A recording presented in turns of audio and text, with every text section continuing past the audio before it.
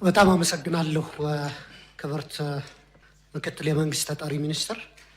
የቋሚ ኮሚቴውንም ትላንት ሳላመሰግን ከሰኞ ዕለት ነበር ያለፈው። ይቅርታ።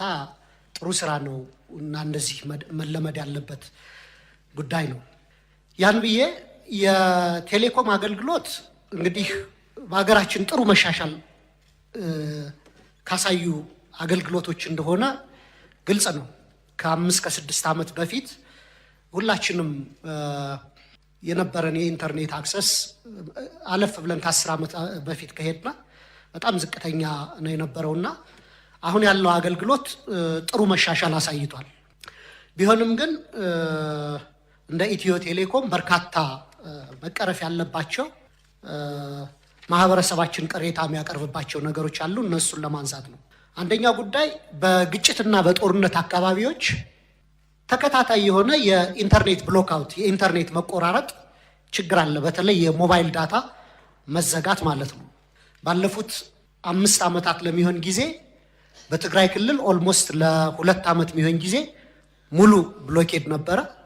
አማራ ክልል ጦርነቱ ከተጀመረ ጀምሮ ለ1 ዓመት የሚሆን ጊዜ ሞባይል ዳታ አልነበረ። ከፊል ኦሮሚያ ክልል ጦርነት ባለባቸው አካባቢዎች የሞባይል ዳታ የሚቆራረጣል፣ የስልክ መቆራረጥ የሚያጋጥማልና ክቡር ዋና ስራ አስፈጻሚዋ እንደሚያውቁት ኢንተርኔት አሁን ከውሃና ከመብራት ተለይቶ የሚታይ አገልግሎት አይደለም። አሁን ሞባይል ፔይመንት ሁሉም ሰው ትንሽም ነገር ቢሆን ክፍያዎችን ለመክፈል ግዢዎችን ለመፈጸም በተለይ ጦርነትና ግጭት ባለባቸው አካባቢዎች ደግሞ ሰዎች ከቦታ ቦታ ተንቀሳቅሰው ፔይመንቶችን መፈጸም በማይችሉበት ሁኔታ ኢንተርኔት በሚዘጋበት ጊዜ ፊዚካሊ አካላዊ ተጋላጭ እያደረግናቸው ነው ማለት ነው ለግጭቶች። ስለዚህ ይህ ጉዳይ መሰረታዊ የዜጎችን መብትም የሚጋፋ ጉዳይ ስለሆነ ለምንድን ነው የሚቋረጠው? በጦርነት ሁኔታ ውስጥ የተሻለ እነዚህ አገልግሎቶች መሰጠት ነው ያለባቸው እና በሱ ዙሪያ እስካሁን ሲቋረጥ የነበረው ለምንድን ነው? ወደፊትስ እነዚህ ነገሮች ላለመቀጠላቸው ኢትዮ ቴሌኮም ምን ዋስትና ይሰጣል የሚል አንደኛው ማነሳው ጉዳይ ነው።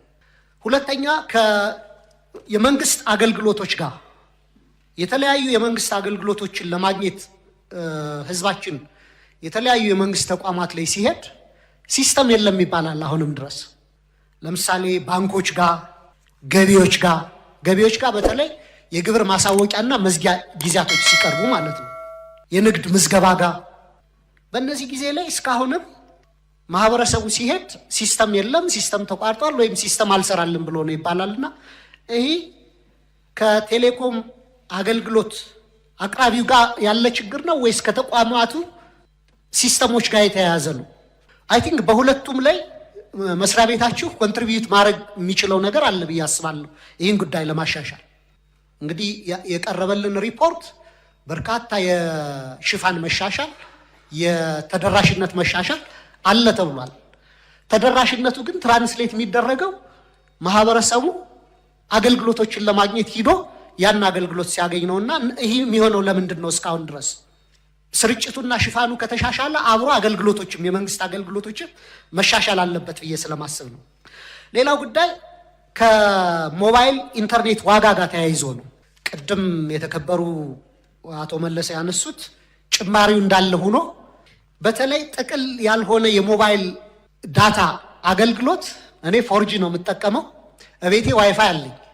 ከቤት ውጭ ሁኜ በአጋጣሚ 100 ብር በሞላ 1 ቀን አያቆየኝም፣ ወዲያው ነው የሚያልቀውና አንዳንዴ እንዲህ ቴሌ በዚህ ያክል እንደዚህ አይነት ስራ ውስጥ ይሰራል ወይ ይሰርቃል ወይ ኢቭን ሰዎች የሚሞሉትን ካርድ ብዬ ሁሉ እንጠረጥር ያደርገኛል። ማለት ሪዝነብል የሆነ ቢያንስ አንድ ሰው የ100 ብር ካርድ ሞልቶ 1 ቀን የፈለገውን አይነት ኢንተርኔት አክሰስ 2 ቀን 3 ቀን ፉል ሊያውለው ይገባል ብዬ አስባለሁ። ሲሆን ከዚያ የተሻለ እና ምንድን ነው እኔ 4G ነው የምጠቀመው ለመረጃዎት ያክል። የመጨረሻው ጉዳይ የግለሰቦች ሲምና ስልክ ዲሴብል ይደረጋል። ይሄ እኔን የገጠመኝ ጉዳይ ነው በግል። ባለፈው ዓመት የአማራ ክልል ጦርነት ሲጀመር ኢሚዲየትሊ ስልኬም ዲቫይሴም ዲሴብል ተደረገ እና ከቤተሰቦቼ ጋር መገናኘት አልቻልኩም ነበር። ስለ ደህንነቴ ከሚያስቡ ሰዎችም ጋር እንዲሁ መረጃ መስጠት አልቻልኩም ነበር። ስለዚህ ኢትዮ ቴሌኮም ስልኬንና ሞባይሌን ዲሴብል በማድረግ ፐርሰናሊ እኔንም አደጋ ላይ አጋልጧል።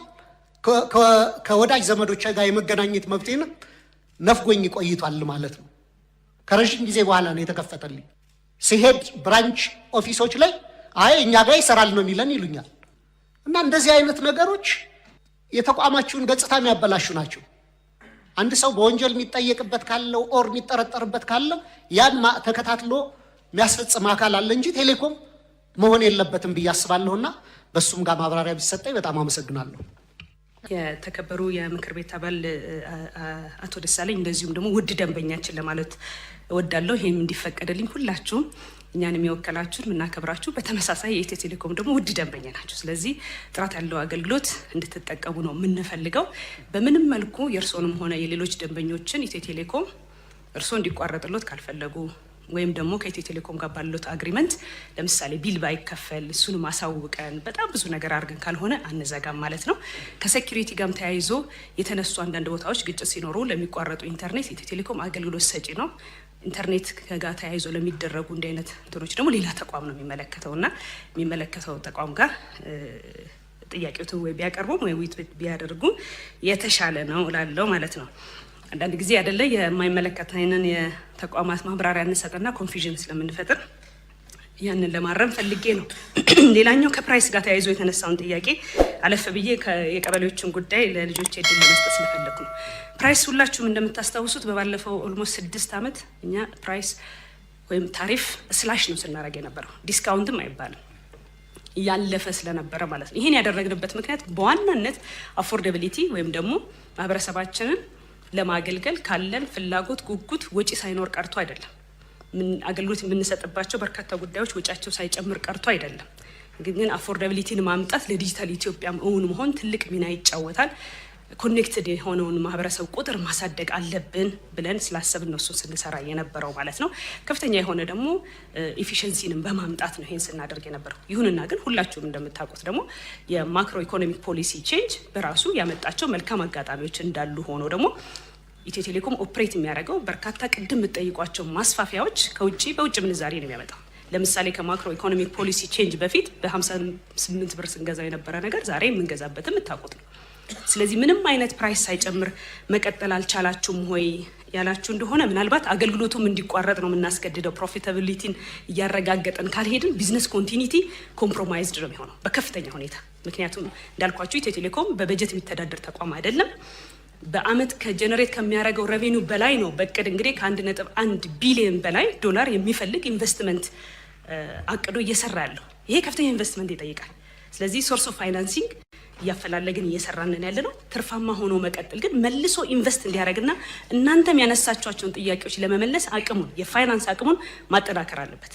ይህንን ስንል ግን አሁንም ያደረግነው በጣም በጥሩ ሁኔታ በማስረጃም በቁጥር መስጠት የምፈልገው ያደረግነው የታሪፍ ማሻሻያ በዋናነት አሁንም የመንግስት የልማት ድርጅት እንደመሆናችን መነሻችንን መጀመሪያም ሁሉም ማህበረሰብ ኮኔክትድ እንዲሆን እናንተም እንዳነሳችሁት ከዲጂታል አገልግሎቱም ተጠቃሚ እንዲሆን ከዚህ የሚገለል ማህበረሰብ እንዳይኖር አቅደን ስለሆነ ስትራቴጂውን እየሰራ ነው።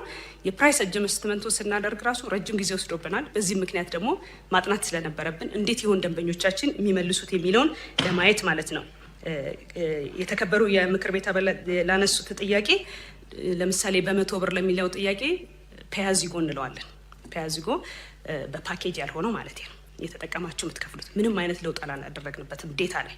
ስለዚህ ስፔሲፊክሊ ስለ ዴታ ስለተነሳው ለምሳሌ 20 ሳንቲም ነው የነበረው፣ አሁንም 20 ሳንቲም ነው በ100 ብር። ምክንያቱም የተለያዩ እንትኖችን የወሰድ ነው ፕራይስ ጋር ሲመጣ። ለምን ካላችሁኝ የመክፈል አቅማቸውን ማገናዘብ አለብን ስላልን በዝቅተኛ የኑሮ ደረጃ ላይ ያሉትን እንዳይነካ ስላሰብን በቀን ከምንሸጠው ፓኬጅ ወይም ለዴታ መጠቀም ከምትገዙት 75% የ1 ብር የ3 ብርና የ5 ብር ተጠቃሚዎቻችን ናቸው።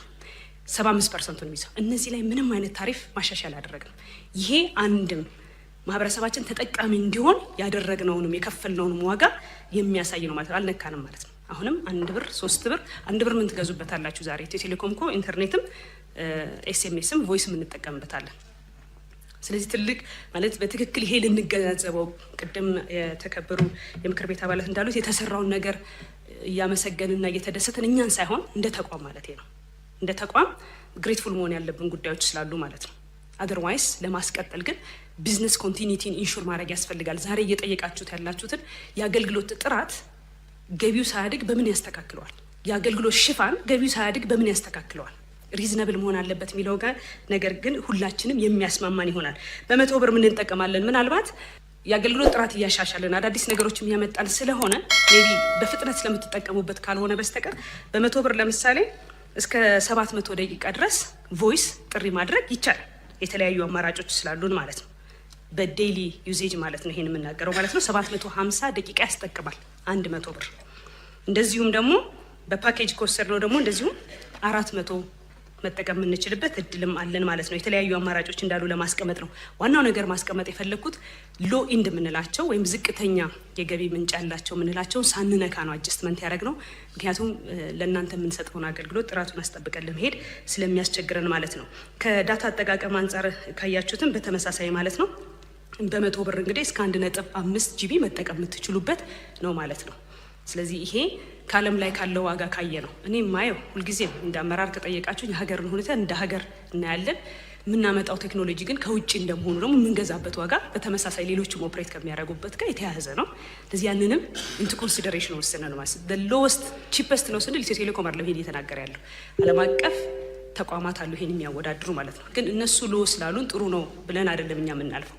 ነባራዊ ሁኔታ፣ የሀገራችንን ሁኔታ፣ የማህበረሰባችን ሁኔታ፣ የኑሮ ደረጃ፣ የገቢ ምንጩን እነዚህን ሁሉ ታሳቢ እናደርጋለን። ስለዚህ ዛሬም ላይ አፎርደብል የሆኑ የ1 ብርም የ3 ብርም የ5 ብርም የ10 ብርም የ100 ብርም ፓኬጆች አሉ። እነዚህንም መጠቀም የምንችልበት አጋጣሚ አለ ማለት ነው።